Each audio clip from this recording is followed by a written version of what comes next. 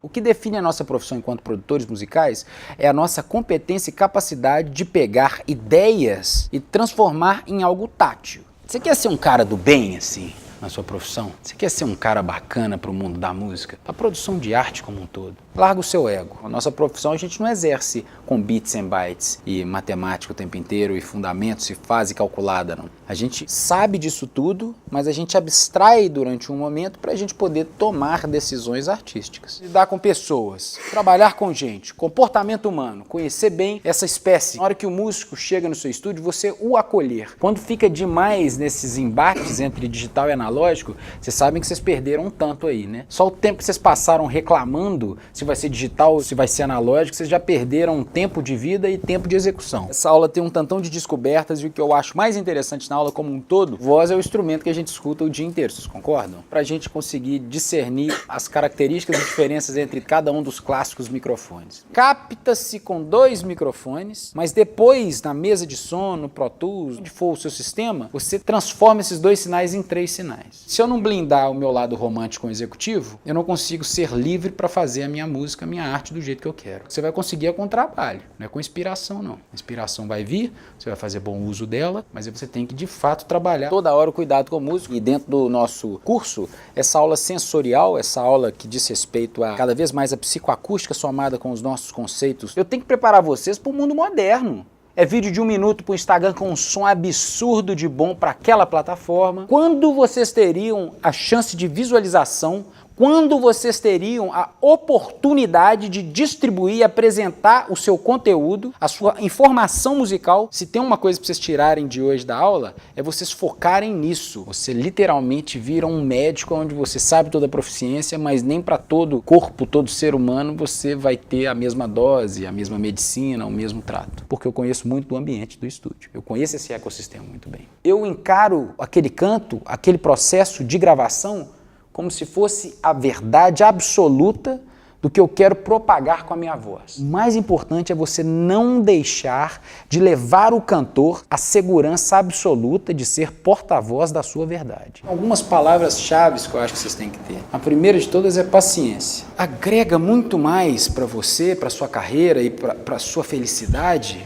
quando você passa a querer doar e receber menos. Isso, você acha que eu li em algum lugar? A plataforma vai me dizer isso? Ou tem especialistas em blogs falando isso? Bicho, isso é prática. Um pedaço de filosofia que eu imagino que é para onde a nossa profissão vai migrar. Na aula de hoje vamos falar sobre reverb. É muito mais simples do que vocês acham. Reverb ele veio para tecer efeitos, para criar ambiências. Se você entende os algoritmos do reverb, autoconhecimento. Você tem que conhecer qual que é o seu forte. Porque quando você conhece seu forte, você se blinda das coisas que você não é tão forte, mas você está sempre apresentando o que você tem de melhor. Todo bom negócio que eu fiz foi a tentativa de sempre prover mais valor em troca de menos valor. Aprenda a definir as coisas. Façam esse exercício. Como é que você define fase? A fase é um fenômeno gerado pela combinação de 2 ou mais sinais em tempos ou distâncias diferentes, resultando em acréscimos e perdas de determinadas frequências. Dos 51% que eu dava,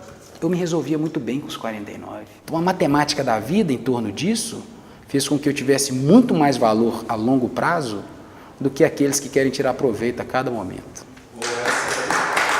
O que você está me falando quer dizer que eu tenho uma informação musical e eu vou distribuir para todos os lugares da mesma forma? Para o vinil, para o CD, para o DVD, para o Instagram, para o Facebook, para o YouTube? Não, para o Spotify, para o Deezer. São todos diferentes. Que é o exercício de se autoconhecer. Quando você começa a se conhecer, você começa de fato a ver quais são os seus atributos positivos, quais são os negativos, você fala assim, então isso aqui eu faço bem, faço, então eu vou quadriplicar a minha força em cima do que eu já sei fazer bem e vou criar um novo conceito, uma nova diretriz, uma nova proposta. Viver de música, viver de produção é algo volúvel. Eu preciso ter algum cuidado no começo do processo para eu não ficar forçando a barra demais nas equalizações, nas compressões, nas formas avant-garde de se microfonar, se eu não vou garantir flexibilidade. Um dos motivos que eu não gosto de reclamar, e eu não reclamo de quase nada na minha vida, porque eu perco tempo de execução. É por isso. Me sinto à vontade, mais uma vez, de colocar, mudando o cenário fonográfico, porque a minha vontade maior é apresentar uma posição profissional louvável para a maioria das pessoas do bem e que querem crescer, terem pelo menos um alicerce, terem pelo menos um molde de como seria a ética dentro da nossa profissão. Vocês criaram mitos em cima do microfone e às vezes vão pensar assim, pô,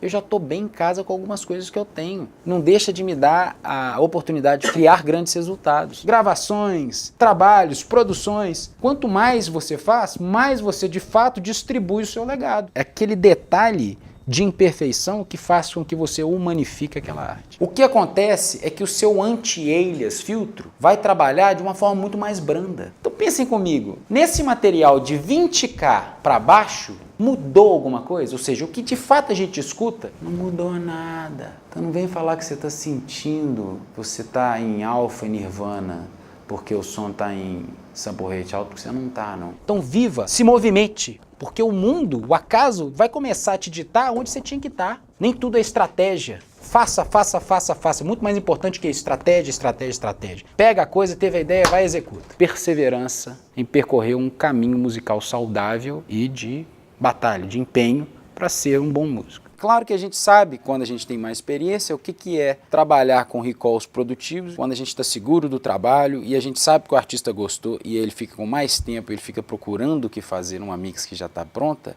é muito importante o nosso discurso. Servir de escudo para o próprio artista, para ele não estragar a própria obra. É força mental. É a capacidade de você não fraquejar quando o universo conspira para não dar certo, se automotivando o tempo inteiro para num futuro você colher esses louros. A mais importante qualidade para que você blinde a sua artisticidade é a autoestima. Só que você tem que saber usar isso de forma protetiva. Você não consegue impedir um campeão de ser campeão.